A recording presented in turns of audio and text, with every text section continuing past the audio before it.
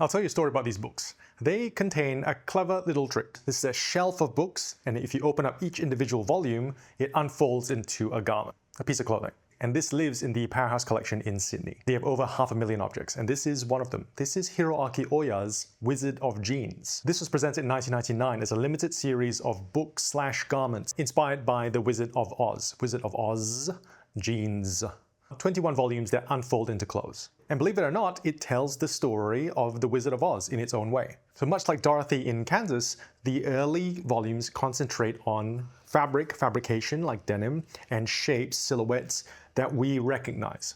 And then, like the story of Dorothy, it starts to push into the area of the surreal. The garments feature these surface prints that simulate seams that simulate denim, but are not quite the real thing. It tricks your mind into simulation of reality rather than reality itself. So as the story moves along, the garments also change. The fabrics drift from workwear into fantasy. The type of construction changes. You start to see knits, you start to see colors. Instead of natural fabrics, synthetic fabrics. Famously, there is a bright red origami dress. Red, like Dorothy's ruby red slippers. So volume by volume, material choice and the technique tells the story of Dorothy, from realism on the farm into this fantastical world of Oz. And you may think that these pleats, these techniques from a Japanese designer look quite familiar, and you'd be right. Ohya graduated from Bunka Fashion College in 1992, but very quickly he was swept up by a very famous designer. He was hired by the Issey Miyake fashion studio. And Issey Miyake is the renowned Japanese designer who used pleats as a type of fashion language, significantly with his brand Pleats Please.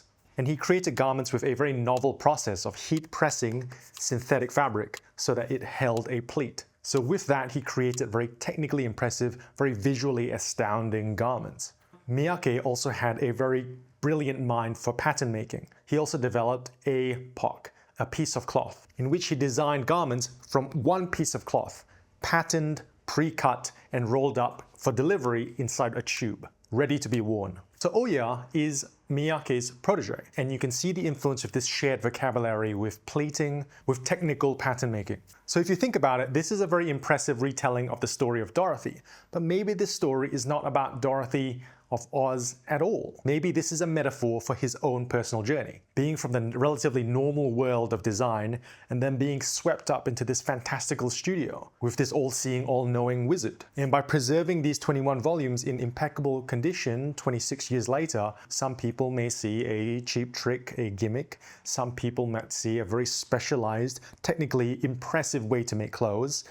But you can also see a very, very personal story of one person's passion, of one person's career, told in this way.